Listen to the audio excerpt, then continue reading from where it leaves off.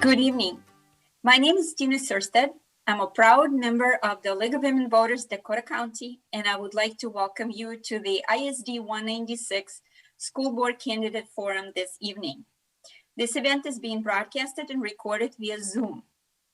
As always at our events, we want to remind you that LWV Dakota County is a nonpartisan political organization that encourages informed participation in government, works to increase understanding of major public policy issues, and influences policies through education and advocacy.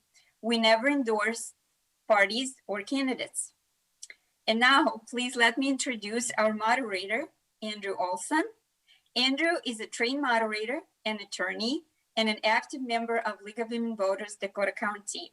We're honored to have Andrew moderating our forum. Thank you. Thank you, Tina. Good evening and welcome.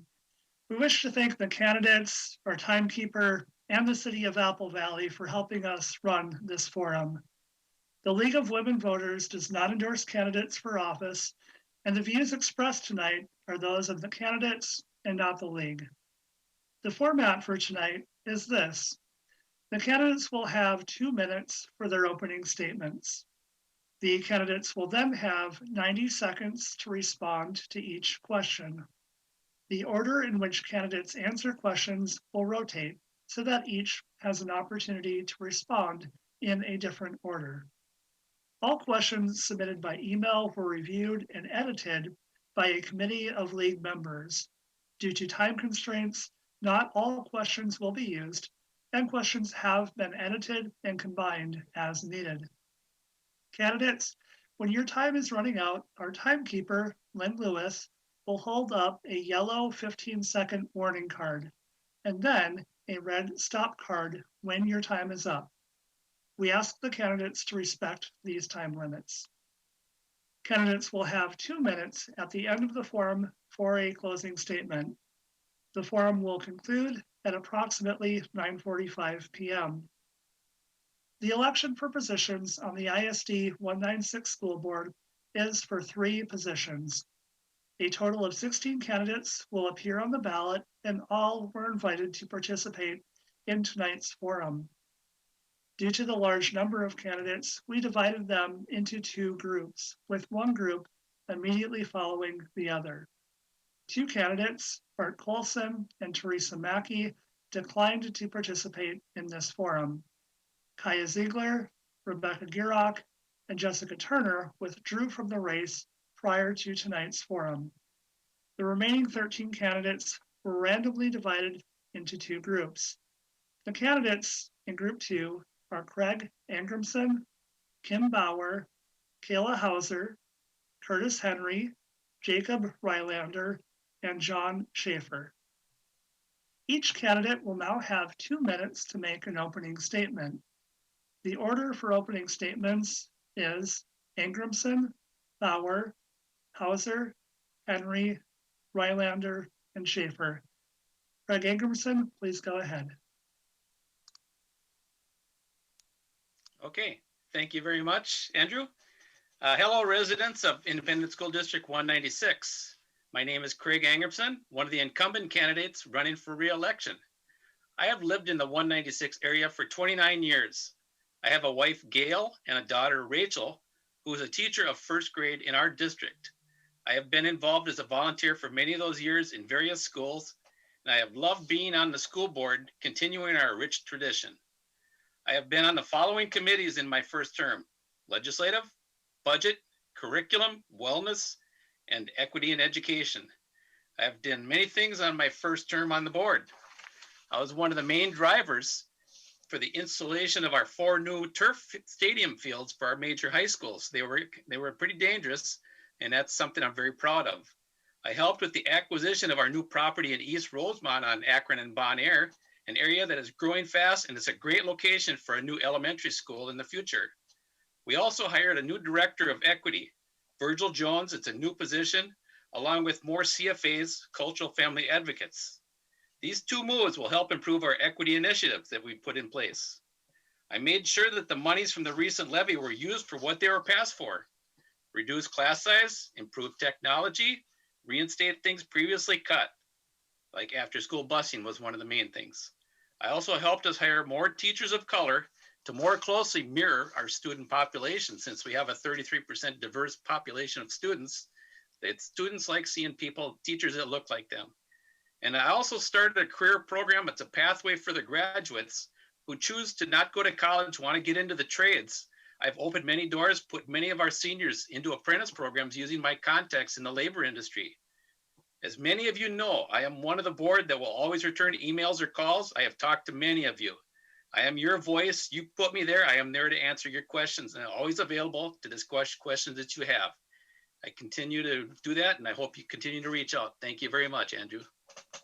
Thank you. Next is Kim Bauer.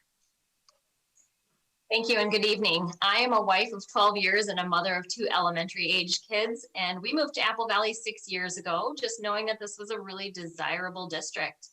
My educational background includes a Bachelor of Fine Arts degree and another bachelor degree in landscape architecture. So I very much value education and I love learning.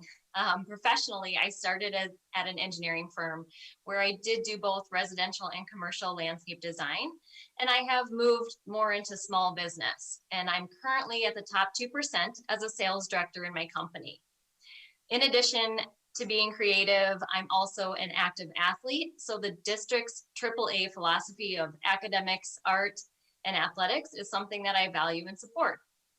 As a leader in my faith community and at work, I have a proven record of creative problem solving, strong teamwork, and finding common sense solutions that make a positive impact. And I firmly believe in the district's mission to educate students to reach their full potential. And that the foundation for student success begins with solid math, science, and literacy skills. And while our schools continue to rank high on student achievement measures, we have seen a decline over the past few years, and we can do better. Student success should always be top priority, and I know that talented teachers and staff of District 196 agree. And that's why I want to work with them to ensure that we're prioritizing quality and excellence in education, not personal agendas, not special interests, and no political views. I also believe healthy community engagement is extremely important. And that's why I will work for greater transparency and open dialogue between the district, parents, and other constituents. Thank you. Thank you. Kayla Hauser is next.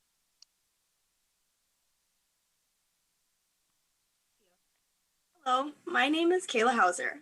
I am a mother of 3 and my oldest is currently enrolled in a District 196 school. I am a former graduate of District 196 as well. Each student will have a different experience while attending school because everyone is different and unique in ways. I was no different when I attended District 196 schools either. Most students will attend 3 schools while completing their K-12 education. I went to 6 different schools during those years. Beginning at a very young age, I feel that I was struggling in school trying to keep up with my peers academically and socially.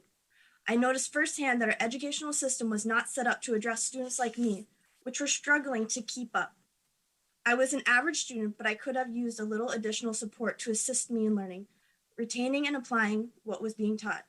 This continued for most of my educational journey in 196 until I graduated. I strongly believe that what I was being taught was not setting me up to be a successful adult.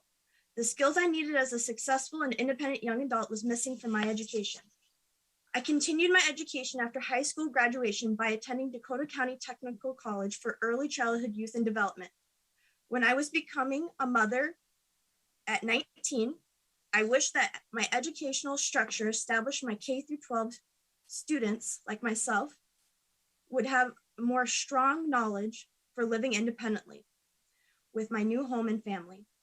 I was working 2 jobs while raising a small child and going to school all at the same time. I struggled, but I was able to graduate debt-free. When I was eligible, I was made on the academic presidential list in college. I worked hard and stayed focused when many around me were having fun being young. With my strong work ethic, my husband and I bought our first home here in District 196 when I was 24 and our second child was just 10 days old. I am currently a teacher here locally in the community and have been for 6 years. My education in early childhood development will be a great benefit for the school board. Thank you. Thank you. Next is Curtis Henry. Hello, my name is Curtis Henry. I live in Rosemont with my wife and two teenage children. Almost 20 years ago, when we were looking to purchase our first home, we knew that District 196 was where we wanted to live because of the strong schools that we offered. And I'm sure that many of the people watching this did the same reason for purchasing in District 196 was because of the schools. We love this community and have decided that this is where we want to stay. I have spent many years serving the youth in our community. I served at Shannon Park, volunteering at the elementary school. My children were there, and I served on the PTO at Rosemont Elementary School, assisting with muffins and math and other activities that were done at the school. I proudly served as a Cub Scout and Boy Scout leader for over 10 years. And as I mentored over 10 Eagle Scouts and the countless hours of volunteer that they gave to this community through their Eagle Scout projects. I've been a coach for the Rosemont Athletic Association, and I have served on the Leprechaun Days board and the foundation, Rosemont High School Foundation. So my roots in this community are very deep. The most common question I get from residents when I'm out door knocking is, why am I running for school board? That's an easy answer. I'm running for the children. I'm running for my children, your grandchildren, and children that are not even born yet.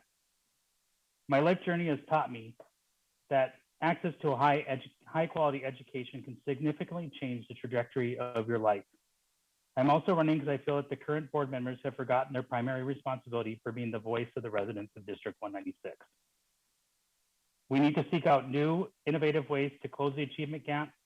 We need to make sure that all students have the ability to learn without discrimination of any kind. Thank you. Thank you. Jacob Rylander is next. Good evening, District 196. My name is Jacob Rylander, and I am a Rosemount resident. Before that, most recently, I retired as a service-disabled veteran from the United States Air Force. And one of the chief reasons we chose Rosemount was because we heard such amazing things about Rosemount Elementary. So when we were looking to move back from Massachusetts, we knew we wanted to be in Rosemount, and we wanted to be within the range of Rosemount Elementary. So right now I live at the top of the hill of the high school, and I commonly refer to that as band zone. Every night I hear that band out there, and it's one of my favorite things in the evening. Another thing that makes me a good stakeholder for this position is that I have two children currently enrolled in the district, both at the elementary and secondary level. I have a 5th grader at Rosemount Elementary and a senior at the School of Environmental Studies. Her home high school is Rosemount High School. I'm also a class of 2000 graduate from Apple Valley and the School of Environmental Studies. And I also was in the United States Air Force. Now, during my time in the Air Force, the one thing that I learned was what servant leadership is. You always put the people first. You have your mission, but the only way you can accomplish that mission is through your people. And the people that I'm going to be representing are people like you out there in our community. They're our friends, our neighbors, our family members. We need to come together as a community. One of the big things that I've been running on is 3 important platforms. Number 1 is that you have a right to be heard. Number 2 is that you have a right to disagree. And number 3 is that you have a right to be represented. Right now, it is my personal opinion that people don't feel like they're being heard, and they feel as if they're being dismissed. And that is one of the big things that I want to bring to this board right now, is to bridge that gap so that people feel heard again.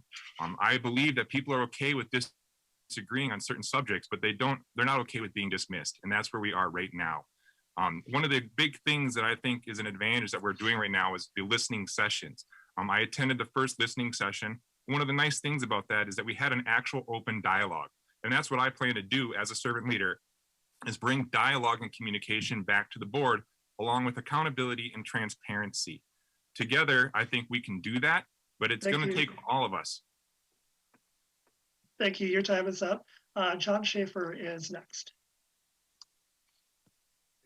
Good evening, everyone. I'm John Schaefer, and I'm also obviously running for the board and been a resident of the district for 4 years. When we bought our house here in Rosemount. The reason we bought our house was because we wanted to be in this district compared to many of the other districts around the area that, well, I'll just say it, were convenient for where we work.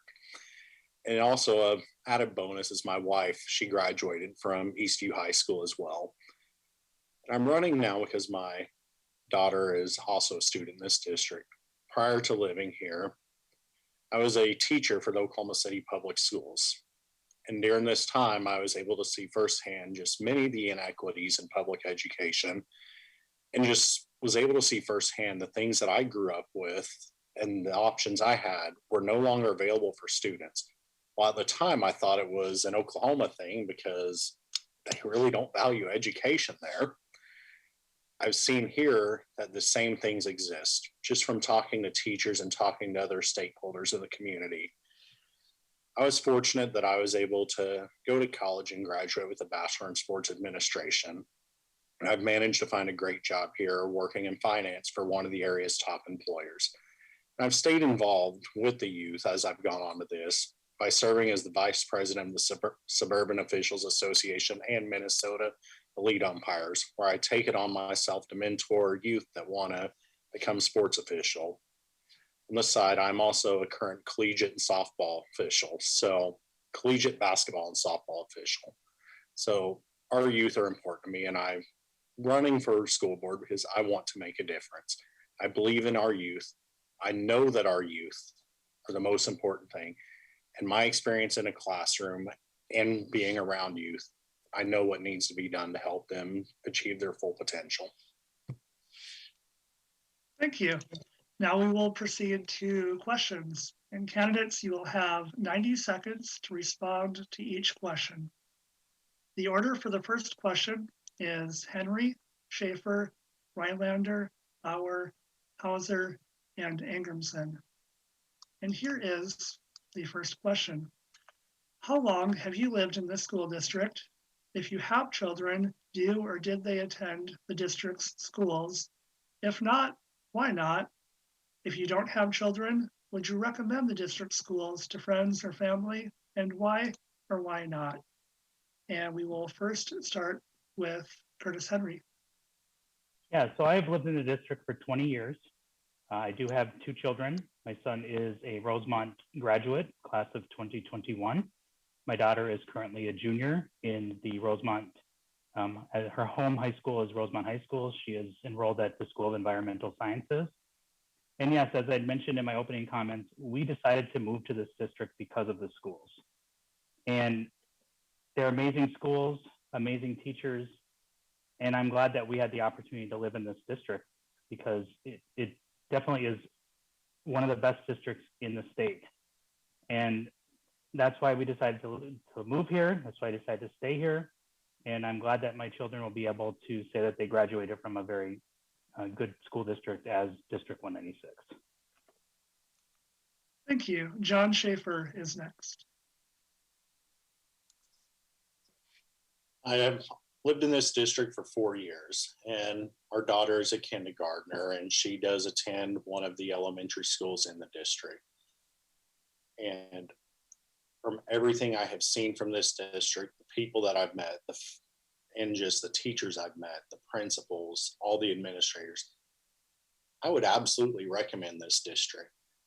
I've seen firsthand what a dysfunctional school district looks like. This is not a dysfunctional school district. This is one that I would be absolutely proud to say that my daughter graduated from. If we were to ever have another child, it is my hope and my prayer that we would still be in this district as well to give them the opportunity to gain a valuable education as well and be in an area where people truly do care about their well-being. So I'm very big supporter of 196, and as a future board member, it is my hope to make sure everybody has the same experience that my wife did and that many of our alumni have as well. Thank you. Jacob Rylander is next. Good evening. Again, my name is Jacob Rylander. I do live in the district currently. We moved back from Massachusetts, which was my last active duty station in 2015, and I followed my family in 2016.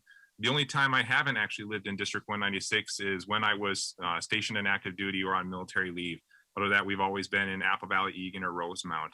And again, was our primary reason for moving back to the area was because of our school systems. I do have 2 children. I have a 5th grader at Rosemount Elementary and a senior at the School of Environmental Studies. Both of them absolutely love their schools and are proud to be a part of the district.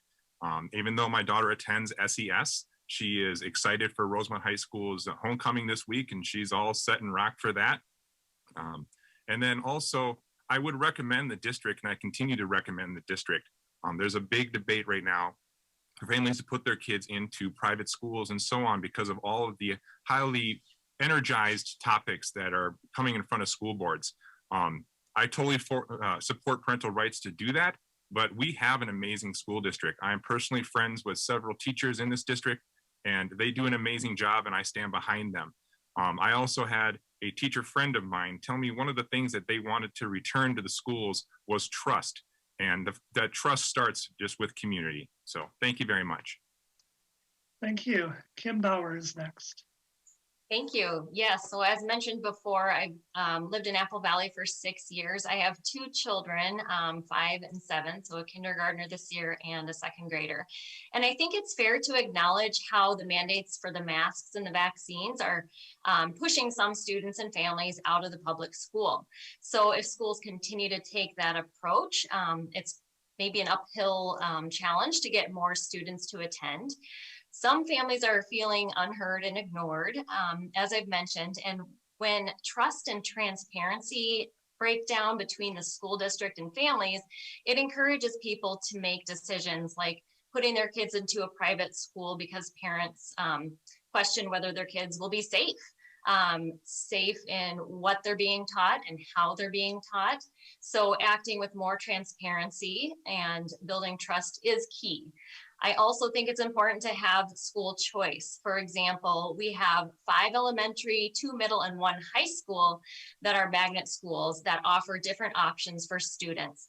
I think our schools should prepare more for than just college, as mentioned earlier by someone else. But anyways, career and technical education would be a positive. Students should get an education that exposes them and encourages them to explore a variety of pathways. So my kids attend a public charter school now because it incorporates health and fitness as a way to achieve academic excellence. And it's a good choice for them and the way that they learn. Not to say that my daughter didn't have great teachers at Greenleaf, and I totally support those teachers as well. Your time is up. Oh, thanks. Thank you. Kayla Hauser is next.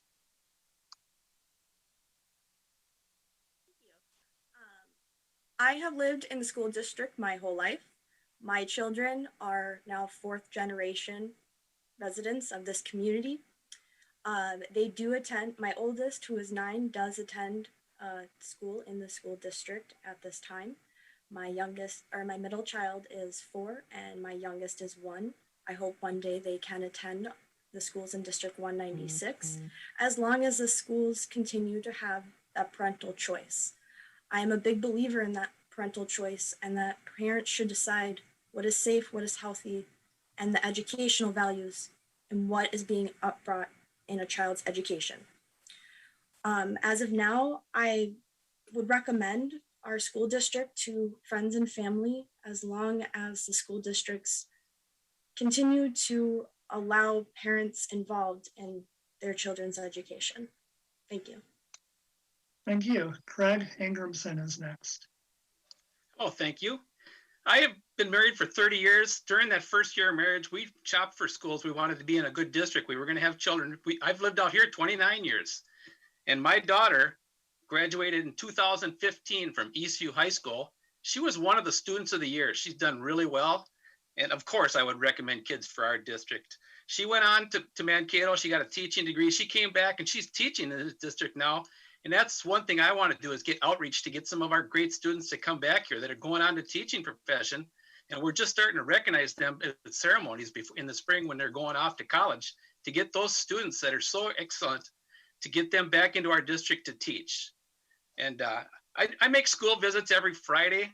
and I work 4 days a week, so I have Fridays open. So I've met many of the staff, the teachers, the principals. They're all aces. They're all great. They care. And me going to those school visits show you that my investment in the district is solid, and I'm glad to be a part of it. Thank you. Thank you. Now we'll move on to question 2. And the order for this question will be Bauer, Angrimson, Henry, Rylander, Schaefer, and Hauser. And here is question 2. What policies and procedures do you hope to improve or change as a member of the school board if elected? First, we go to Kim Bauer.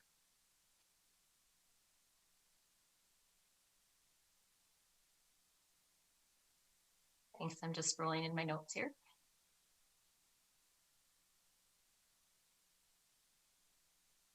All right. So the question is, what procedure do you hope to improve or change? So I guess improvement, I'll just go with my platform here. And that's really just focusing on the fundamentals, because we do know that test scores over the last about 5 years have been minorly decreasing. So just really focusing in the classroom on math, literacy, and science, and keeping the political biases out of the classrooms and out of the schools. I would also just advocate for great diversity with the parents and have an important voice. Parents have an important, there's great diversity and our parents have an important voice that needs to be heard. And the board needs to ensure transparency with the parents. And thirdly, I would just say to focus on making sure that all students have just equal access to opportunities that are offered in District 196. And I think that's about it for this one. Thank you. Graig Angrimson is next. Okay, first I want to piggyback off of Kim.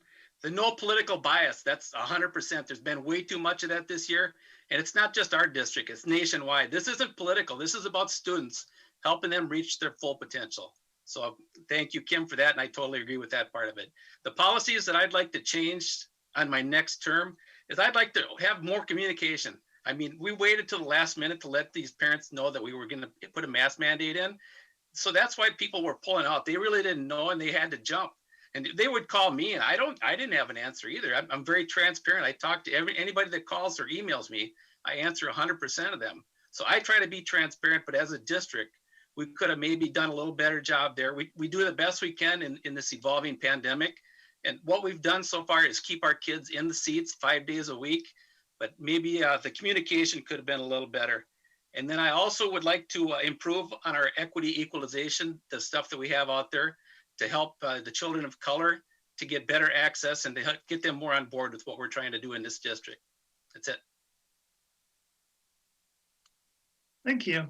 Curtis Henry is next. I'm going to piggyback on what Craig and Kim had said. I think one of the biggest things that we need to do is we need to make sure that we're keeping politics out of the classroom. We need to make sure that all students, no matter their race, color, sexual orientation, sexual identification, or even political affiliation are not being discriminated against. We're hearing just too many stories of students that feel uncomfortable in their classroom because of the political bias that's taking place in the classroom. So we really need to make sure that we get back to putting the students' needs first. You know, we need to make sure that we're providing resources to make sure that all students have equal access to education. We also need to make, the other thing I'd really like to see is more push for the trades programs. I know District 196 has a wonderful trades program. The problem is I don't think a lot of kids know that these trades programs are available or know about the career path that's available to them if they go into the trades. And last, I just want to make sure that we get back to teaching our children how to think, not what to think. Thank you. Thank you. Jacob Rylander is next. And good evening. My name is Jacob Rylander. One of the key policies and procedures that I'd want to immediately remedy would be how public feedback is taken currently. Earlier this summer, we saw a dramatic change in how our current school board takes public input and how that gets on the record. You know, unfortunately, School districts and states and county governments are not subject to Freedom of Information Acts. So when I communicate with the school board member, that information isn't protected unless the school district decides to take something on their own. The only kind of communication that we have that is on the record is those public school board meetings. And I believe that everybody should have an opportunity to speak if they so want to. If they are a stakeholder in this community, their voice should absolutely be heard. Again, it is okay for us to disagree, but it is not okay for your voice to be dismissed just because you disagree on a policy or a procedure. Another thing that I want to improve on is special education. Over the last 3 weeks, I have literally dived headfirst into all kinds of special education. I have been talking to dozens of families, and right now it sounds like that you're on one or the other side of this coin. Either you have an amazing special education experience or you have a really difficult one. And I believe that that should not be a 50-50 scale. Everything should be a great experience for our special ed families so that they are getting the best care and education for those students. And I've got a whole lot of other procedures and policies I'd like to talk about. Reach out to my Facebook page if you'd like to learn more. Thank you. John Schaefer is next. Thank you. You know, some of the things that I would look for improvement on right off the gate are more diversity and inclusion and equity in education. This is an area that I feel is lacking not only in our district, but quite frankly, across the country. When it comes to that, one thing I've also noticed is I feel like some of our students aren't taught the ability to think critically. And I really think that's an area that could be improved upon in education. Furthermore, I'm a big proponent of science and math. I think they are some of the most important things out there. If you can conquer those two things, you can pretty much hold any job in the future. And quite frankly, you're going to be very successful if you go on to college. But also I'm aware college isn't for everybody. I'm one, I'll be honest, I was on the 10-year plan, and that was for a bachelor's degree. Quite frankly, a trade school probably would have been better for me because that is where all my skills are. Granted, I've made very well in my current career, but looking back, I think that probably would have been better for me. And lastly, my mom's a special education teacher. I know that's lacking across the board. No district can say that it's perfect because it's not. And more I think about that, that needs to be a focus as well. And just for when my wife listens to this, and I do believe this as well, I also think there needs to be an improvement in mental health services. I've seen firsthand how unimportant it is in schools. Thank you. It needs to be taken care of. Thank you. Your time is up. Thank you. Kayla Hauser is next. Thank you. Some of the policies and procedures I hope to improve when being a board member would be having policies that have more children with graduation rates that are improving continuously, not going up and down like a yo-yo. Many students are not graduating without a successful plan for their future. In 2020, in District 196, our graduation rate was 88.8%, a 2.4% drop from 2019, according to the Minnesota Department of Education. We need to focus on academics, which produces results. For all children to succeed, we will need to help them meet these educational levels, regardless if they develop above or behind standards during their educational journey. With a firm budget, which can allow for this and support a strong staff, which implements this in each school, I believe we can achieve this. I think it's very concerning that we have so many children falling behind and not graduating. I believe it is great that we are above the state standards, but I think we have room for improvement. The Sun Weekly released a news article in April of 2019, and they reported that of the students who did not graduate, 6.3% are continuing school, 2.1% dropped out and graduating, and the graduation status of the remaining 1.1% is unknown. I think that's a failure that we don't know what 1.1% is unremaining. Thank you. Thank you. And candidates, now we will move on to the third question. The order for the third question is Hauser, Rylander, Bauer, Schaefer, Angrimson, and Henry. The third question is, as a board member, once the school board votes to approve an action or policy, what do you believe is your responsibility to that policy or action? What is your responsibility if you did not support that policy or action? And first, we will go to Kayla Hauser. Well, as a board member, once the school board votes to approve an action or policy, I believe it's a responsibility as a member of the board to listen to members of the community, to have them involved as well in these policies and actions. I am a representative if on the board. I am not trying to dictate and tell parents what to do. I think in any situation, it is fair to have an open discussion between the board members and the community. We need more transparency in our community and in our district. I think it's very important to be able to communicate these and not go online and do online bullying. I am a firm believer in positivity and talking things through. Thank you. Thank you. Jacob Rylander is next. Good evening. Again, my name is Jacob Rylander. I believe it's the board's responsibility to be an active listener and to ask questions so that they can be an informed decision maker. And that chief information comes from the people that make up this community and all those stakeholders who have a say in the direction that the policies, procedures, and just the general direction that our education system is going to be taking, not just immediately, but over the next 4 to 8 years. I believe if I were to not agree with something personally, that my opinion is the least important opinion when it comes to that vote. I believe that it's important to take all of those emails into consideration, all of those phone calls into consideration, every single person who's selected to speak, all of that needs to go into the decision-making process. Honestly, I believe if a board is truly diverse in representing its population, unanimous decisions should not be a common thing. In fact, it should probably be very uncommon without the exception of like general line items and consent items. When it comes to public input, we have a very diverse population. Right now, I believe we serve a population of approximately 160 to 175,000 people with 30,000 students. That's a lot of different opinions. And again, it's okay for us to disagree. And I promise that I will hear you and I will open a dialogue with you because again, it's your voice that matters. I'm just the vote that's representing you. Thank you. Thank you. Thank you. Kim Bauer is next.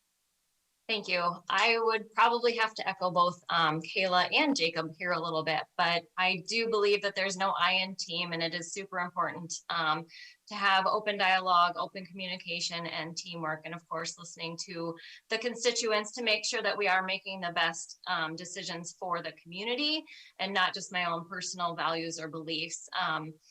And again, I come last as well when it comes to those type of decisions too. We need to decide if we're, are we here for comfort or are we here for success? And of course, success is just all encompassing. And so we got to, and then once those policies are made, we just have to make sure that goals are set and that we're really reaching and striving to meet goals that are attainable and tangible, not just emotion. And I appreciate these type of situations because it's how we grow and it's how we learn and it's how we help make our students better as well, by learning from all these different perspectives and the diversity of our community. So it's far better to come alongside others, and that's where I'm going to leave that. Thank you. Thank you. John Schaefer is next. Thank you. Always been a believer that once something is enacted, or an action or policy, if you're in a position of leadership, whether you agree with it or not, it is your job to implement it and make sure that it's carried out the way it's supposed to be. I've been on the end of many times where I've disagreed where our board has done something, but I've always stood behind it. Now, in a situation I don't like it, I also think that maybe you can look for an alternative, but you don't go behind people's back to make it happen. You don't try to sabotage the current action or policy. You can work together, see if we can come up with a consensus.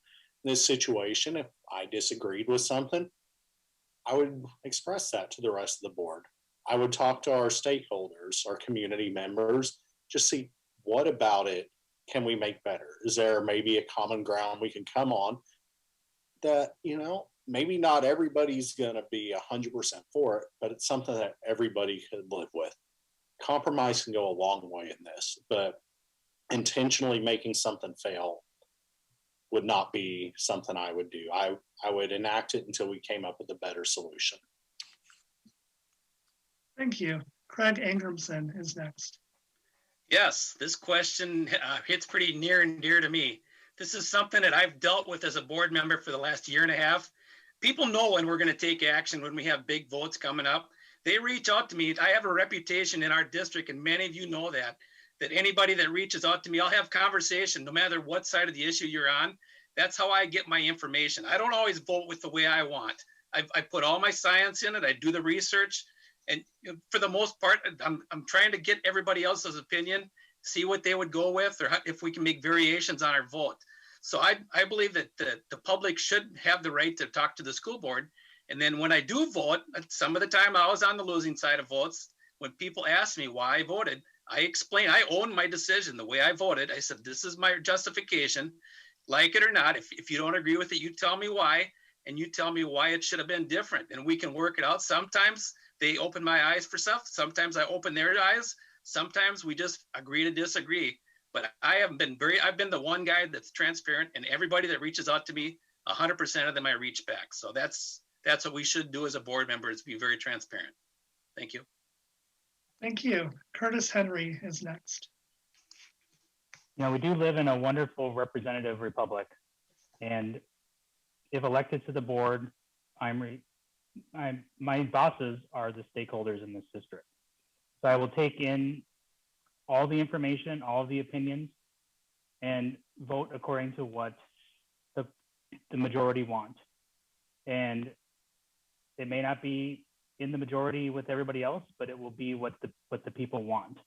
Now, as far as what would I do if it was against my own personal beliefs? Again, I'm representing the people.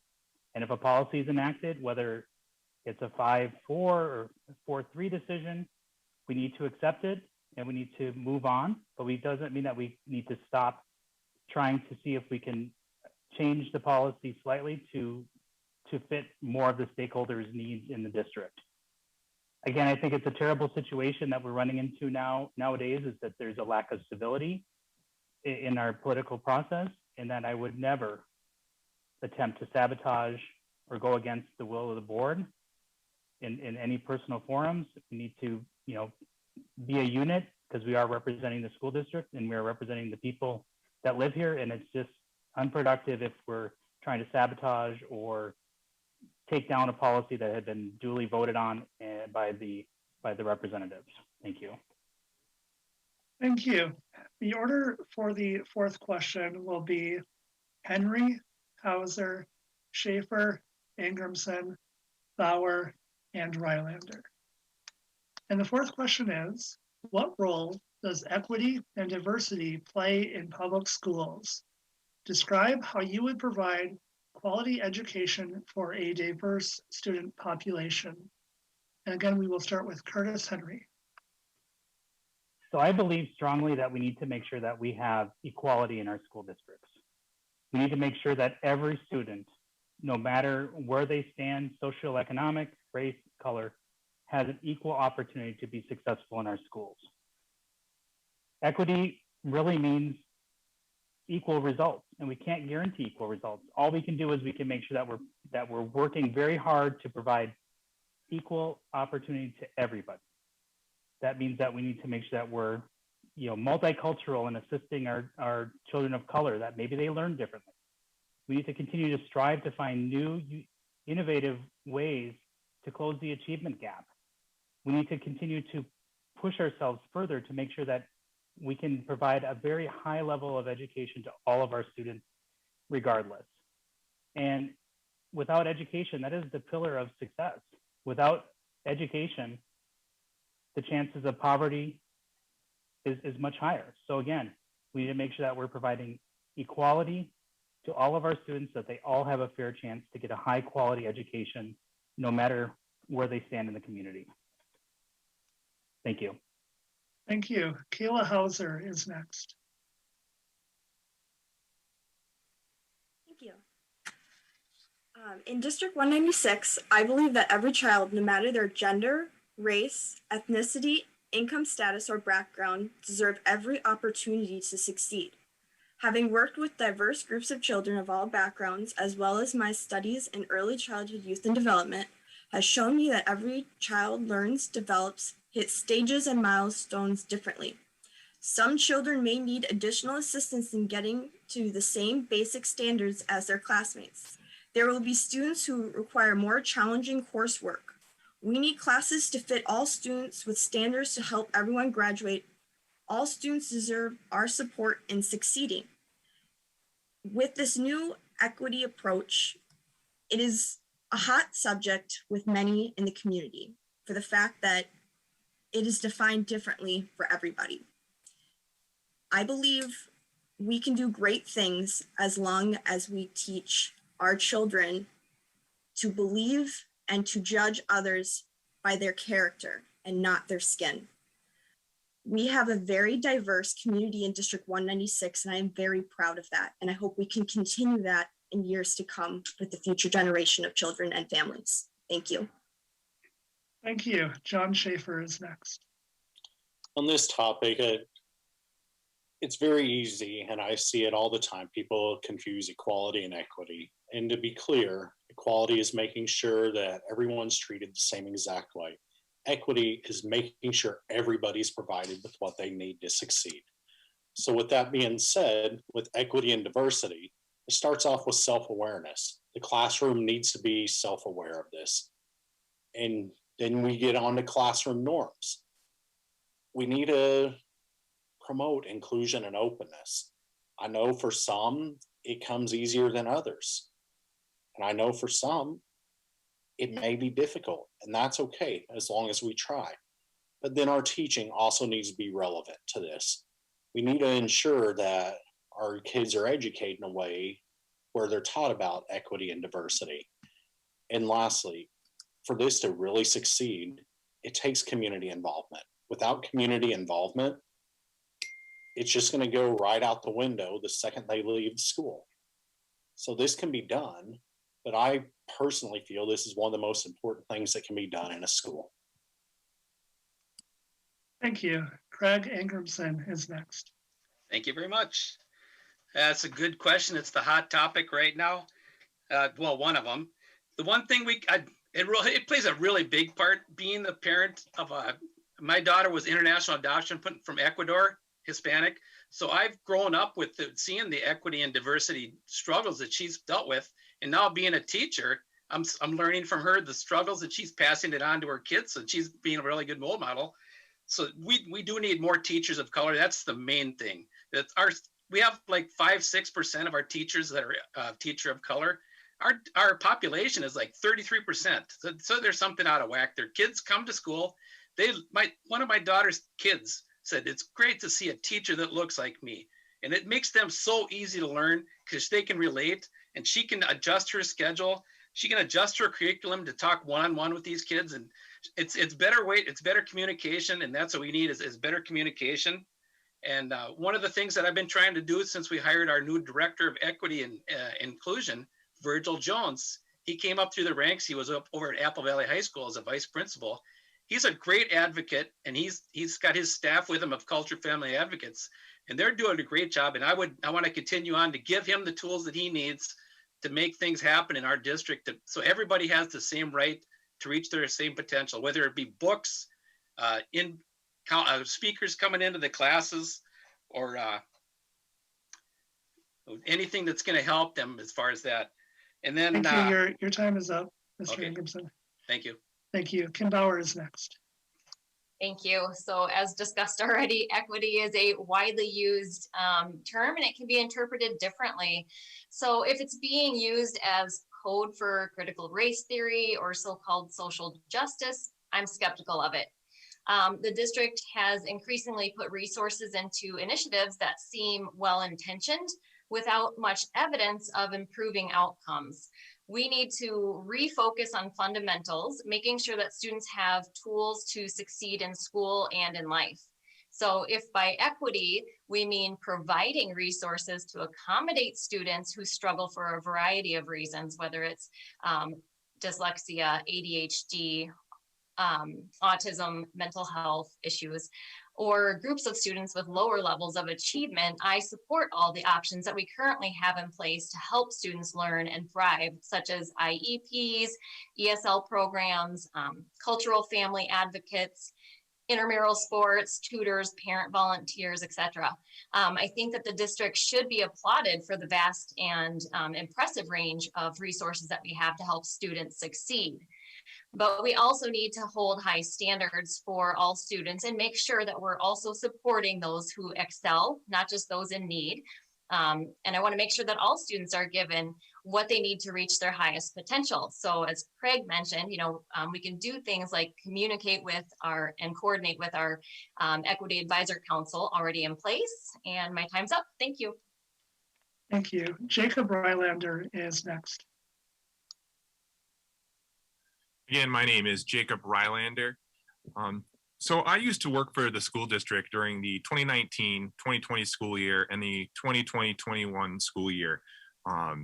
And being in the schools in the role that I was, which was a student supervisor and in charge of campus safety and security at SES, I got to see this firsthand. And during COVID, we implemented the free lunch program. And I think that is a good use of taxpayer money. I used to see kids not want to go and eat, and that is a good way for us to make sure that we're kind of providing a nice level platform for people to get the substance they need so that they can go on to learn. It's been said that hungry kids aren't focused on learning, they're focused on the fact that they're hungry. That's just one of the few things that we're doing right, and I want to make sure that we're going to be continuing doing that regardless of COVID funding in the future or how that is funded in the future. We should be looking into that.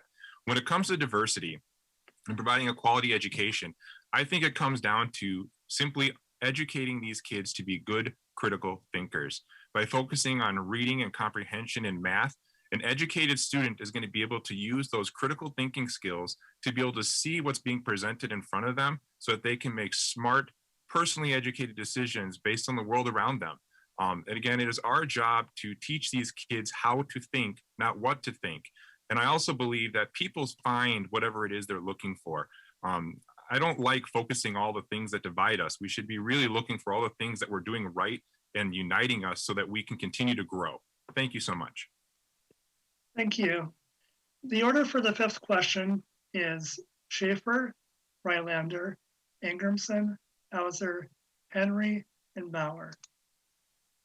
Question 5 is, many school districts currently require proof of many vaccinations before a student can attend, including polio, measles, and chickenpox. At what point should COVID vaccinations be added to the list? And if not, do you believe that all vaccination requirements should be made voluntary? And on this question, we will go first to John Schaefer. On this question, I feel like in the past I've made my position very clear, but I will definitely state it again. I have no issue with vaccinations. It has cured a lot of things in the past or prevented things. No vaccination has ever been perfect, but they help. So in this case, let's just address the elephant in the room, the COVID vaccinations. Emergency use authorization. You can't require it at this point. But in my opinion, as soon as it is no longer emergency use, it should be required. This pandemic has caused people so many issues, loss of life, loss of income. And this is something that we can all work together to solve. So if we require every other vaccination, they should be included as well once it's completely certified for use outside of the emergency use authorization. Thank you. Jacob Rylander is next. Again, my name is Jacob Rylander. This is definitely an elephant in the room question. And to get to the meat and potatoes, I'm going to repeat myself twice. I am pro-mask, pro-vaccine, but more importantly, I am pro-choice. I'm going to say that again. I am pro-mask, pro-vaccine, but pro-choice, which means that you as a parent should be making an educated decision based on your own personal circumstances for you, your family, and your child that best suits your need. The government shouldn't be holding us hostage to the current COVID vaccine. I know it's highly controversial, and I'm going to be hit all over Facebook for this probably by tomorrow evening. But at the end of the day, I served this country honorably with the United States Air Force so that you could have that choice and you could maintain those rights and those personal freedoms. At the end of the day, you need to do what's best for you. But I'll remind everyone, a lot of those other things we have vaccines for are not coronaviruses. I believe we need to be treating this similar to the flu. We're at a point where we need to learn to live with this, not be afraid of it. This isn't going to be disappearing at the end of this year. This is going to be a round robin thing that we're going to be dealing with year after year after year. We currently don't mandate students to get a flu shot. And so my kind of question to everyone else is, where is the line in the sand? If we go down this slippery slope, where are we going to draw that line? Where does it end? And I'm afraid that it wouldn't end. And this is my line in the sand. Pro-parental choice. You do what's best for you and your personal family. And again, I would encourage you to do that. Thank you so much. Thank you. Graig Angrimson is next. Mr. Angrimson, you may be on mute. Oh, there we go. Okay, I definitely have an opinion on this. We're already requiring that they get polio, measles, and chickenpox to get into the school. The COVID is nothing like the flu vaccine. People die from COVID. There's a few people that die from flu, but very rarely. COVID can kill you. It's not 12 and over right now. It's going to be soon for 5. So when they do make it that it's good for all kids, and we do decide to make that a shot that's going to be recommended to get into school, I would 100% endorse it. I have to have a shot to go to work. It's not a big deal. It's just another shot. It's not when you're infringing your liberties on other people, you're infringing on their liberties. It's not a freedom. It's keeping everybody safe. So that's all I got to say on that. Thank you. Kayla Hauser is next. Thank you. As I'm sure you've heard, this is a hot button topic, but I fully believe in family choice. The reason I believe that is there are so many people out there that think the idea of freedom is frivolous. It's not important. It's not a main thing we should focus on, but it is the literal structure of what this country was founded on. Every country before 1776 was run by a dictator. Up until 1776, there was only countries that were fully run by an emperor, a king, a dictator, but not a self-governing people. I understand that we have these requirements as of now to have certain vaccination requirements, but we don't consider a medical condition. Everyone reacts differently to these medications. We don't consider a religious exemption. When did we stop considering the mental health of our children in the community? I understand we are trying to keep everyone safe, but as of today, everyone has their opinion of what is safe.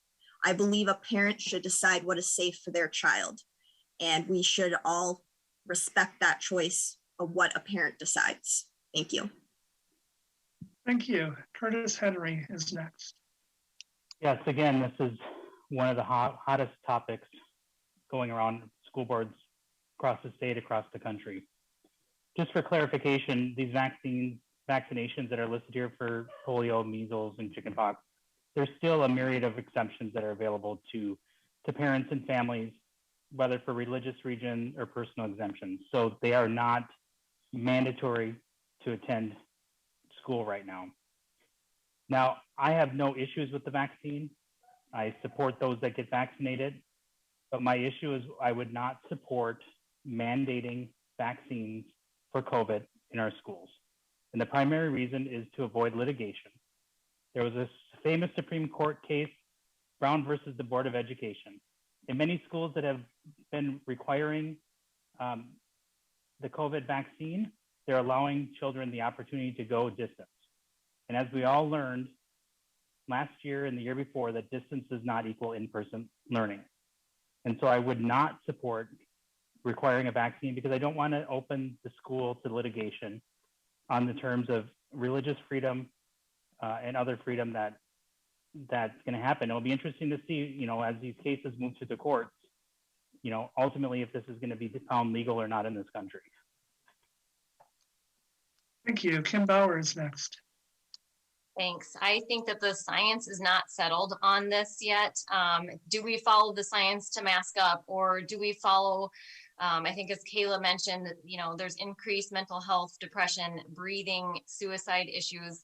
And this all needs to be considered, all the data, and what is working well for other schools, what isn't, and traditionally, I mean, my kids have been vaxxed. I'm not an anti-vaxxer, but our kids really aren't at high risk for dying of COVID. And this sounds silly, but we don't put on a helmet to drive in our car, and that we have a higher risk of dying in a car accident. So, making comparisons between COVID-19 vaccines and other vaccines isn't really helpful because not all vaccines prevent illness. In this case of COVID-19, they're different from other vaccines like polio, which can prevent people from getting polio. So it's not an apples to apples situation. And I'm all for keeping kids safe in schools and teachers and staff, but I'm also all about keeping, I'm about keeping kids at school too, learning in person. I'm open to approaches that achieve this, and I believe the decision to wear a mask or inject your body with a vaccine is an individual choice, and parents should be a key stakeholder in these decisions. Thank you. The order for question 6 will be Angrimson, Bauer, Hauser, Henry, Rylander, and Schaefer. And we're going to stay on a similar topic with question 6, which is, do you support a mask mandate in district facilities? And first we will go to Graig Angrimson. Well, I guess I'm going to say yes, since I was one of the 7 people who unanimously voted to put the mandate in place. The reason for my vote, we were one of the last districts to wait. We waited the latest that we could to put this mask mandate in. And what we did that other districts didn't do is we put parameters. If our COVID numbers drop below 50, then we will take the mandate off. So it's in everybody's hands. If we can get this COVID under control, that mask mandate will go away. So yes, I do endorse it at this time. But yes, I do endorse it taken away when we hit the threshold. Thank you. Kim Bauer is next. Yeah, I agree with having thresholds and standards that you have to reach, because this just can't go on forever and ever. But I'm going to stick with my previous answer and say no. My kids go to a school where it is optional. They do not have to wear a mask all day. And I just strongly believe that my daughter has an IEP in speech, and just to be able to see a smile for all kids, and to be able to see mouths moving for their learning purposes. And there's a lot of safe learning the air quality and everything that they've done to mitigate the virus from spreading has already been done. And I see people out every day, no masks, lots of different places in stores. And if you can walk into a restaurant, sit down, take off a mask, couldn't we be a little bit more creative with the way that we're handling the mask mandate in the schools as well, instead of just a one size fits all, this is how it has to be done for everyone? I don't know. I feel like there could be a little bit more creativity in each school. Thank you. Kayla Hauser is next.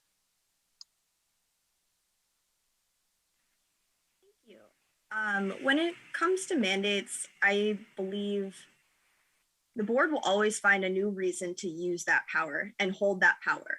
They find new ways to use it, and we need to protect those freedoms at all costs, whether you agree with the people's choices or not, because it is the foundation this country was founded on, and that's freedom. I do not support any type of mandates, and that includes masks.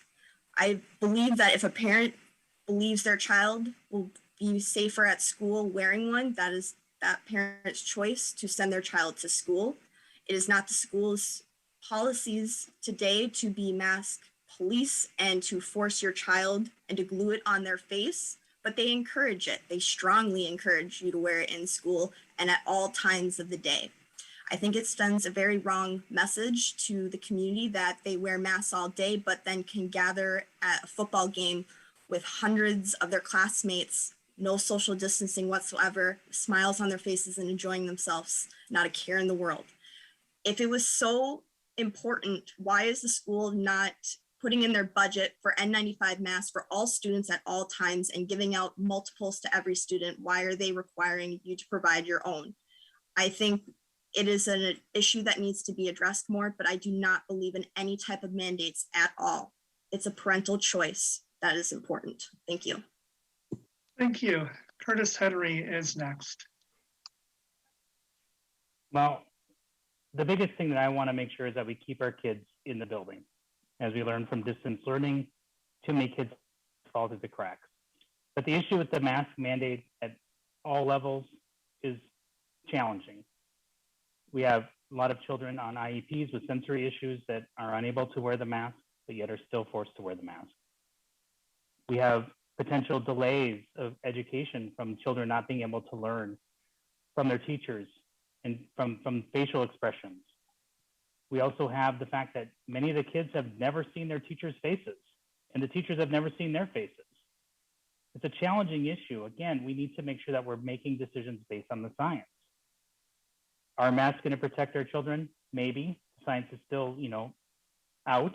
There's many studies that come out of Europe where they did not wear masks and they had a low transmission of COVID. Again, we need to make sure that we're doing what's best for the students, for their education, for their future, but also maintaining that we keep the school districts open because the kids we can't go back to being distance learning. Thank you. Thank you. Jacob Rylander is next. Good evening again. I'm Jacob Rylander. This is probably the number one issue that a lot of people have focused around right now. I personally will say again that I am pro-mask, pro-vaccine, but I am more importantly pro-parental choice. These are choices that you and your family should be making. Now, I'm also an expert when it comes to diffusion. Diffusion is the very reason that you can stop to smell the roses. When it comes to mandates, mandates are designed to be effective because they're a top-down hierarchy system of rules and regulations in order to change behavior or implement some type of safety measure. A mandate that is working from the bottom up, that's cherry picking. A few people have mentioned, my daughter's going to go to Rosemont High School homecoming football game, and it is going to be shoulder to shoulder. The laws of diffusion don't change just because they're outside. Certainly there's more fresh air and movement, but have you ever been in your car and you've been able to smell someone smoking 3 or 4 vehicles in front of you at the stoplight, even though your window is rolled up? The air quality in our schools isn't going to be dictated by a mask. It's by the $3 million they spent on increased HEPA filters that have been put into every single learning space. I believe we'd be better off using some of our COVID relief funds, which I think is to the tune of $30 million, improving our HVAC systems so that we get better air exchange. We need to be flushing that air and recycling and moving it so that it's not stale and stagnant, that we're always getting that fresh air into our students. And then a byproduct of that is going to be a better learning environment. Thank you so much. Thank you. John Schaefer is next. Thank you. Multiple studies by the CDC that's been released in the last couple of weeks have shown that schools with mask mandates are less likely to have a COVID outbreak compared to schools without it. One study coming from Arizona shows that those schools are 4 times less likely to have an outbreak. I want my daughter to be in school. Now, don't get me wrong, I've loved having her at home with me the last year and a half, but I want her to be able to learn in school. I don't think any parent wants to do virtual learning. I didn't have to deal with it, but the parents I know that did, the majority of them hated it. If this is what it takes for our kids to be in school without having to go to school a few days, let's go quarantine for 2 weeks. Let's go for a few more days. Let's quarantine for 2 more weeks. Let's do it. The science is there. So in my opinion, if the science says to do it, this is what we can do to have our kids in school. You're darn right I'm supporting a mask mandate. So absolutely, there should be a mask mandate. And that's where I'm at. Thank you. The order for question 7 will be Schaefer, Rylander, Henry, Hauser, Bauer, and Angrimson. The 7th question is, what experience do you have with complicated budgets? What are your financial priorities for the district? We will go to John Schaefer. I do have a lot of experience with complicated budgets. I could almost feel there are times I could probably put on a clinic about it, but tonight's not the time to do it.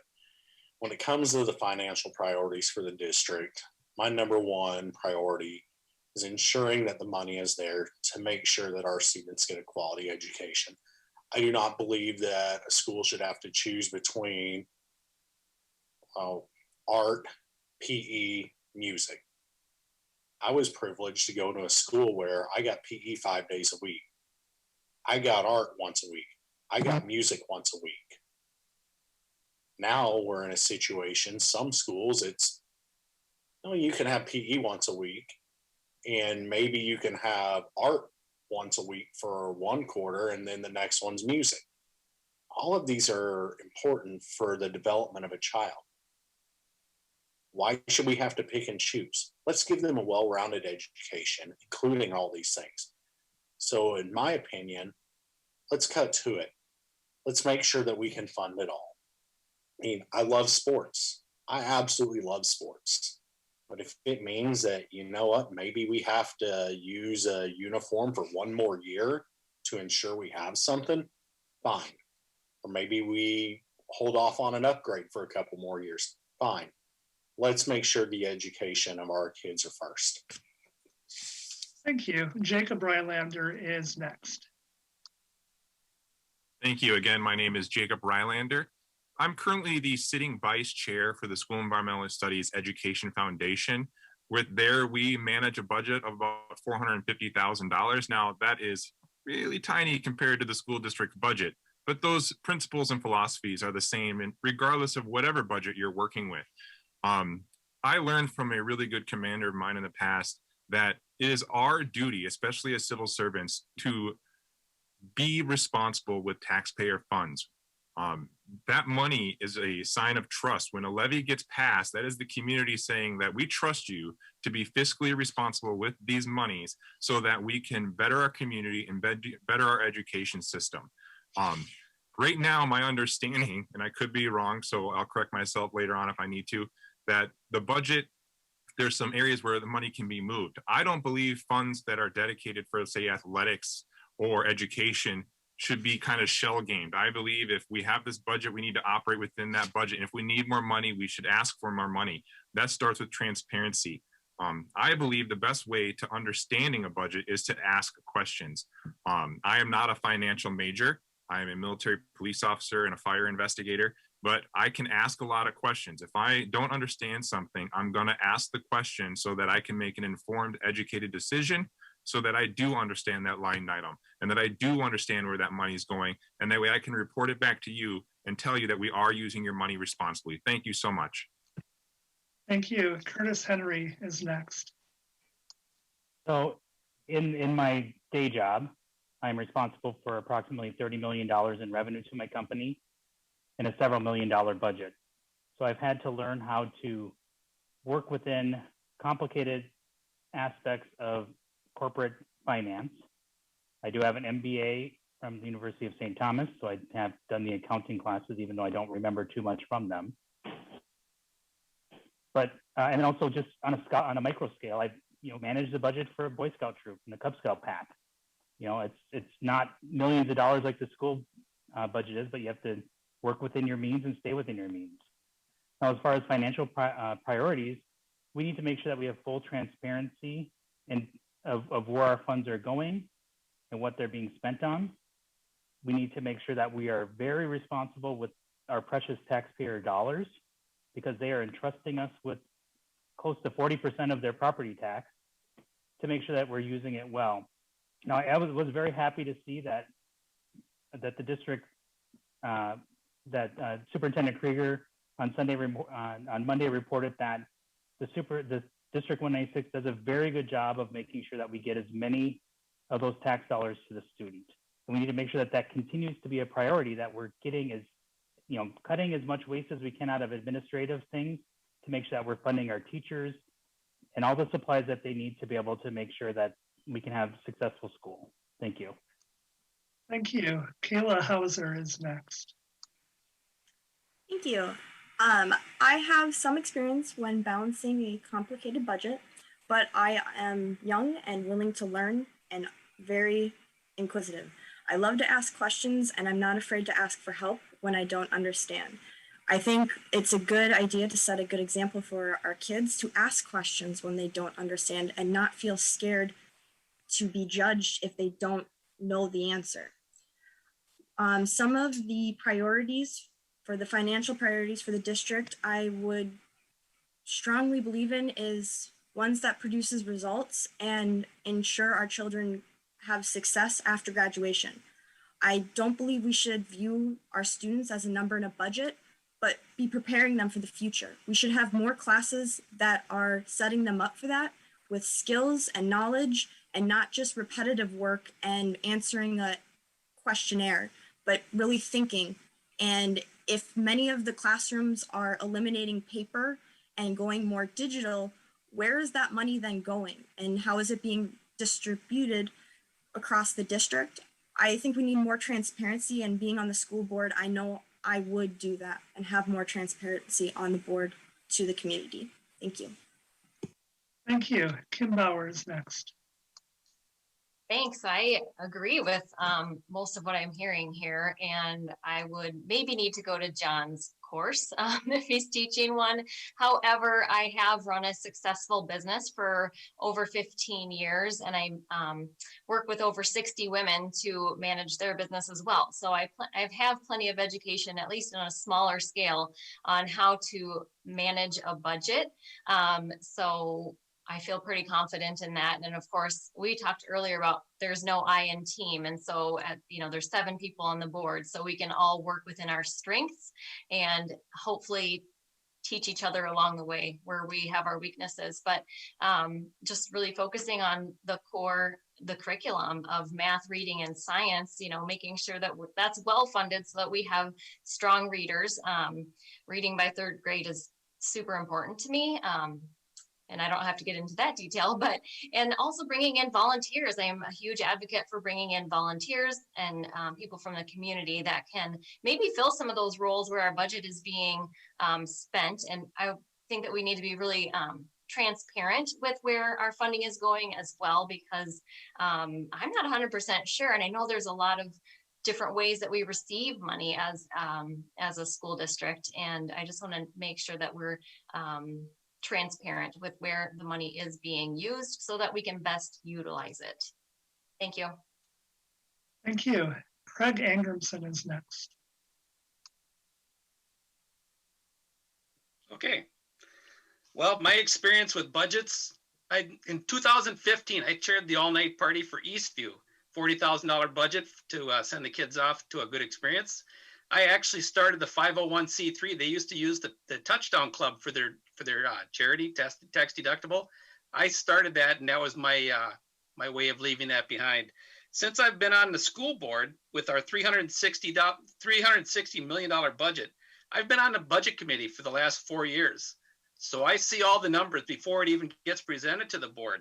And what we need to do is to stay on St. Paul, our legislators, our senators, to pass legislations to make sure that we continue to get the money that we need to fund our schools. We get a majority of our cash from the state. Very little comes from the government or from the feds. We get a little bit from the city, but most is from the state. And we're still playing catch up. Our cross subsidy is like 25%, 25 million, underfunded. And we're still trying to catch up because we give all the kids the education that they need, but that comes out of our general fund. So, that's a big thing that we have to hurdle every year to balance everything out. As far as the money we used for the football fields, we got some special bonding money that we got at a very low percentage. That's how we were able to put those safe fields in. our fields were so dangerous. We canceled many competitions and it was dangerous for our kids to play on those. And we're just up with the other districts now. So that I was for that. I was one of the people that pushed for those safe fields, and that was money well spent. We bought the MAC building for our ALC program. Sorry, your time is up, Mr. Anderson. I was on a roll. Candidates, we have time for one more question this evening. The order for the 8th question is Henry, Schaefer, Bauer, Angrimson, Hauser, and Rylander. And the final question is, what are 2 or 3 strengths of which this district can be proud and why? And we will go to Curtis Henry. Well, I'm going to say number one, as a parent of a student that was diagnosed with autism at 18 months, that I think that we have a wonderful special ed program at District 196. He had great teachers at early childhood education, great services at Shannon Park in the CIP program. And then we had great teachers at the middle school and the high school that he actually graduated with no services at all. And being a Boy Scout leader of many boys on the spectrum, they have benefited greatly from the special education program that we have.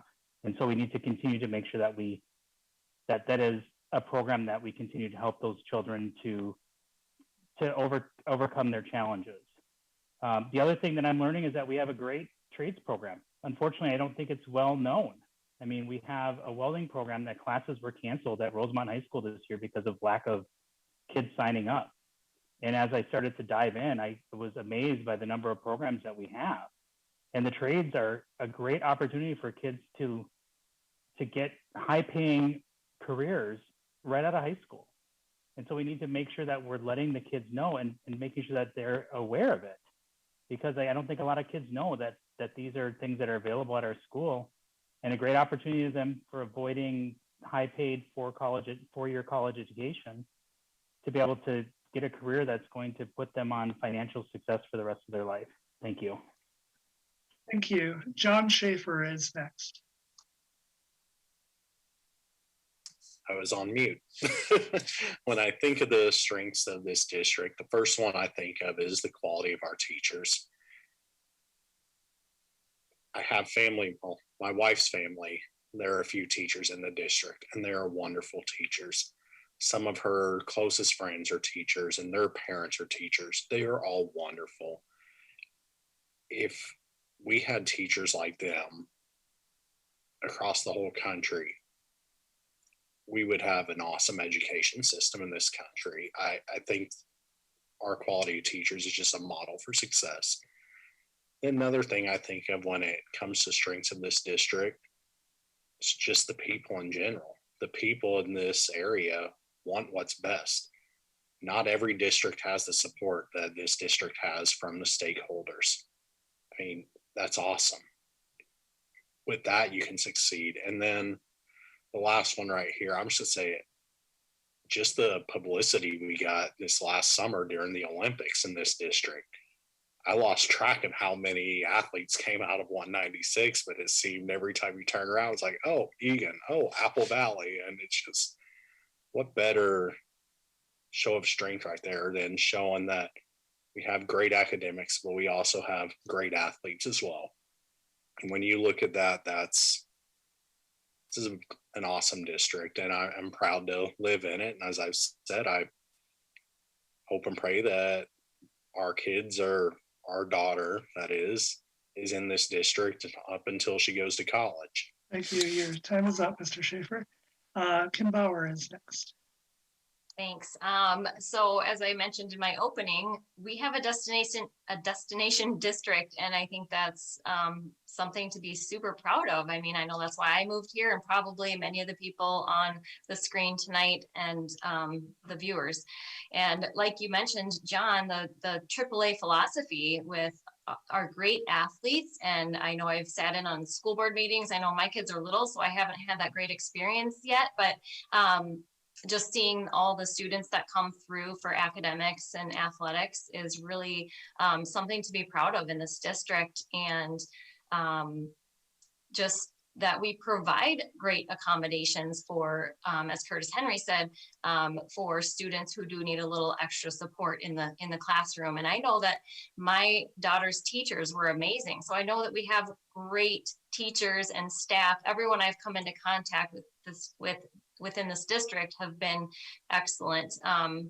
I've had no negative interactions so far. Again, I'm new to the school system, but everything that I've experienced has been great. And I do know that they are now also working on diagnosing dyslexia, which I also think is really important to a lot of people that when I've been out door knocking, that's been a concern up until this point. So that's it. Thanks. Thank you. Graig Angrimson is next. Just so you know, Andrew, I haven't purposely been talking over. I never got the 15-second heads up. No times. Sorry. So, that's okay.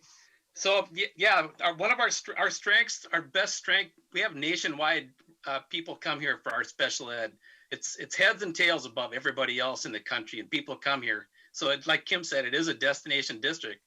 And the AAA philosophy, that's another big one. Arts, academics, athletics. It's huge. And you'll see me out every Friday almost at the different athletic events. I'm on the Minnesota State High School League representing the board. So I go to all the athletics, basketball, football, baseball, anything. I'm out there. And as far as Curtis and John have talked about the trades, that's something that we're going to improve on. I started a pathway program to get our graduates into the trades. I have a lot of contacts through my labor connections, and I've put many students into apprenticeship programs. They call me, I give them a phone number, and next thing you know, they're pounding nails, finishing cement, working on steel beams. So that's one thing that I'm going to emphasize to do a little bit more on. So we have the good facilities, we have a good auto shop, but we could do more, and that's what I wanted. That's one of my main pet things that projects. Okay, I'm done. Thank you. Kayla Hauser is next. Thank you. I think one of the first things and biggest things I feel our district should be proud of is the diversity in our schools. I think it's incredible that we have over 100 different languages spoken at home with the family members of students in our districts. I think it's wonderful the athletic programs that we have in all of our schools. I feel having those extracurricular activities allows many students a stepping stone to be able to graduate and have more opportunities in the future. Another big one, I know everyone's been saying, but I want to reiterate the special education department that we have. We recently just expanded one of our facilities here that specializes in speech therapy. That is a really big thing that many parents are struggling with. And I think we need to consider that too when talking about mask mandates because of not being able to see or what someone's saying. But I think we are going in a great direction currently in this district with listening to some of those parents' needs for those additional helps with speech. Thank you. Thank you. Jacob Rylander is next. Again, I'm Jacob Rylander. So 2 to 3 strengths is really limited in my mind here. I've been listening to everybody, and everybody is 100% on point. There's no shortage of amazing things that our district does. But number 1, number 2, and number 3 are people. First, it's our students. We have almost 30,000 students that make up this school system, and they are the reason that we are all volunteering our time to represent them. They are the reason that we're doing this. So students, number 1, they are our strength. They are our future, and we're investing in them just like you're investing in us. Number 2 is teachers. Teachers get a lot of the credit because they're the ones that are on the front lines pushing that education agenda that the board puts down through policy and our administrators push out into the schools. And number 3 is going to be the staff. There are literally hundreds of people that go into our school system every day, whether it be our custodians and our building engineers or the coaches or paras and the food services folks. These are all part of this complex system that turn the wheels that make our education system work. And that is our true strength. We come together, we work together, and we get the job done. Some other areas that are also strengths that are a little less known is career development. Career development is a huge thing. My daughter is in the certified nursing program, and she has loved that. I was in the public safety career development course back in 1999. And another thing is our magnet schools. We are very fortunate to have so many amazing magnet schools such as SES and Oak Ridge. Thank you so much for your time. Thank you. And just to briefly remind the candidates, if you're not able to see our timekeeper, Lynn Lewis, you may need to adjust the view settings in the upper right corner of your Zoom window because she is holding up the card that says when you have 15 seconds left and also when you need to stop. So we'll now move to closing statements. Each candidate will have 2 minutes to make a closing statement. And the order is Hauser, Angrimson, Rylander, Schaefer, Henry, and Bauer. So Kayla Hauser, please go ahead. Awesome, thank you. Again, I am Kayla Hauser. I am running for school board because many people believe their voices are not being heard by the current school board. I will give parents a voice in their children's education. I believe that every person, including every student, has the potential to do great things.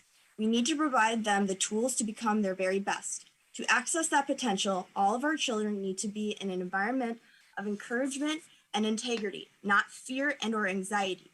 There is no reason that any child should be left behind or falling in our educational system today. By electing me for school board, I will give parents a voice in their children's education. The current school board members do not consider all sides when making decisions or policies. They lack a balanced viewpoint and refuse to listen to all parents' concerns. By electing me, you will be making your children's future a top priority. I want schools to focus on education that produces results. It is imperative for our children to learn writing, reading, arithmetic, and have critical thinking skills. By electing me, you will be bringing back balance to our community and schools, but to the future of our children. I want to increase our graduation rates and again in District 196 because our children's future is our future. We need to focus on the importance of academics to our children and prepare them for a successful future. Thank you and good night. Thank you. Graig Angrimson is next.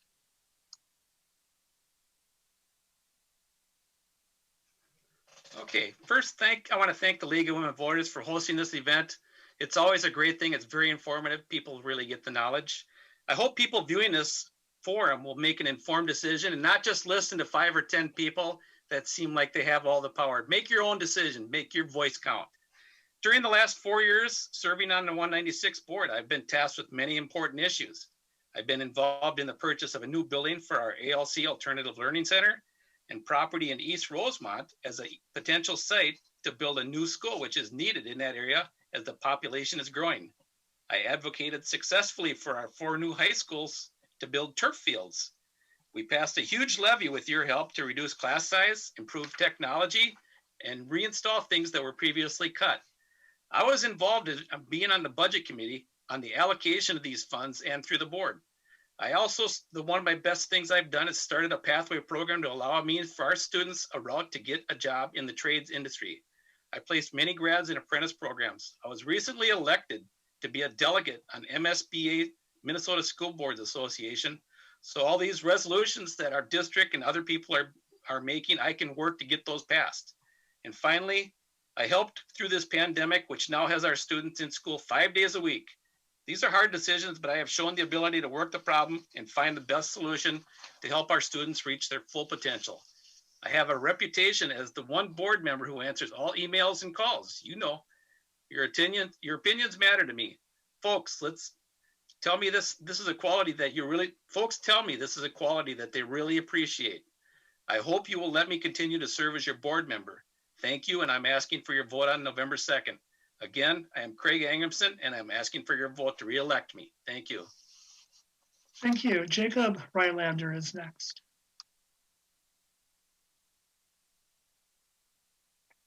Good evening. Again, my name is Jacob Rylander. I'm asking that you vote for me for 3 fundamental reasons. And those reasons are you have a right to be heard, you have a right to disagree, and you have a right to be represented. I 100% stand by that motto and that statement that I'm making. Again, you have a right to be heard, a right to disagree, and a right to be represented. It's okay that we disagree on some of these issues. The whole point of having a board representing is so that we have all of the issues and all of the voices represented. At the end of the day, I'm looking to be a servant leader. What does that mean? It means that I'm going to be at the bottom of an inverted pyramid where I'm putting all of your needs ahead of my own so that we can work together as a community to get the job done. And that job is representing this community and building a better education system. We have a great education system. It is one of the best. We are a leader in this community when it comes to what we do. At the end of the day, though, we need you to get out and vote. As a veteran, I am asking you to exercise your number one right and responsibility, which is to get out there and vote on November 2nd. And it might not be me, it could be any of these other people, but please get out there and vote and do it knowledgeably. Don't go into that voting booth blind and unaware of who you're voting for. This really does matter. At this local level, the people that you're looking into have a lot of influence on the change. Again, not just right now when it comes to masks, but we're talking 4, 8, and sometimes 30 years for some of the people who have been on this board. At the end of the day, it's your voice that is going to be heard, not mine, on November 2nd. Thank you so much. And thank you to the League of Women Voters, District 196, and everyone else who's had a part in making this come together. I appreciate you all, and I see you all. Thank you. Thank you. John Schaefer is next. First off, I'd like to thank the League of Women Voters and all the other candidates for participating tonight. This is it's been nice hearing everybody's opinion on what they stand for as well, even though as Jacob said, we may not agree on everything, but you have the right to agree or disagree. Reason I think you ought to vote for me is because I have experience in education, and in the end, I want what is best for all of our students. I have leadership skills that can prove this, that I can get things done. And most important, I'm going to listen to you. I understand we may not always see eye to eye, but I also believe that there is this thing called compromise. When you're willing to compromise, you can get things done. In the end, it's about our students. And if we do what's best for them, that is our responsibility as a parent or as another stakeholder in this community. Thank you. Thank you. Curtis Henry is next. Well, first off, I want to thank the League of Women Voters for hosting this forum every 2 years. I want to thank Andrew for moderating and keeping us on task. And I also want to thank all the other candidates that are running and putting themselves out in the public eye to deal with the criticism that may come from running. I also really want to thank the viewers of this forum. You know, in typical elections, only 3 to 4% of our registered voters actually vote in these off-year elections. I guess it's because we don't have endless television ads and radio ads reminding us that we need to go vote. But when I'm out door knocking and talking to people, the number one reason why they say they don't vote is because they just don't know who the candidates are. And I can understand with 16 candidates on the ballot, I guess a few have dropped off, it's really hard to research everybody. And this forum gives you an opportunity to learn more about the candidates and how they match up with your values and views on how the district should be run. I'm a salesperson, but I'm not going to put the heavy hard sale on you tonight, because I'm sure that most of you, after watching this, have a notepad, a Post-it note, or the back of an envelope that you've written down several names of people that you plan to vote for between now and November 2nd. Unfortunately, due to the time constraints of this forum, we haven't had the chance to discuss all the issues, even though we discussed quite a few. But I would encourage you to continue to research the candidates by going to their website, Facebook page, meeting with them when they have open forums. And the last thing I'd like to ask you to do is let's remain civil. You know, I was reading an article in the Star Tribune back in July that 50 school board members have resigned this year. Number one reason is because of the lack of civility and discourse in the district. So let's be civil with each other. So again, my name is Curtis Henry. I'm running for school board. The reason I'm running is I want to put our kids first. I want to close the achievement gap, and I want to make sure that we have educational integrity. I want our kids to be knowing how to think and not what to think. Thank you. Thank you. Kim Bauer is next. All right, last time, I'm Kim Bauer, and as a member of the board, I look forward to hearing from the community, representing your voices and establishing a renewed trust by offering greater transparency on board decisions. We all want ISD 196 to continue to be the sought after district that we know and love. And I am dedicated to upholding the district's mission to educate students to reach their full potential by keeping academics first and activism out of the classroom. Classrooms need to feel safe, and it will begin by offering more parent and community involvement and meeting our students where they're at, whether they're falling behind and need more creative solutions or are advanced and are in need of more challenging opportunities. I've got the leadership skills, the discernment, and the experience necessary to help others rise to their full potential. And I just want to thank you for your vote on November 2nd. And you're voting for common sense. You're voting for putting academics first, equal opportunities, and change. Thank you. Thank you, candidates, for your time and participation this evening. Thank you, audience, for your interest in the questions submitted for tonight's forum.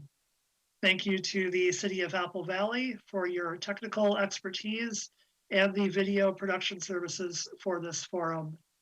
There are many options to watch this forum, including on Comcast Xfinity channels in Eagan and Inver Grove Heights, Spectrum TV channels in Apple Valley, Rosemount, and Lakeville, on a variety of YouTube channels and Facebook pages, as well as via Roku's community channel. Lastly, thank you to all of the League volunteers who worked to make this forum possible. Please remember to vote on Election Day, Tuesday, November 2nd, or any time prior to that date by absentee ballot. Thank you and good night.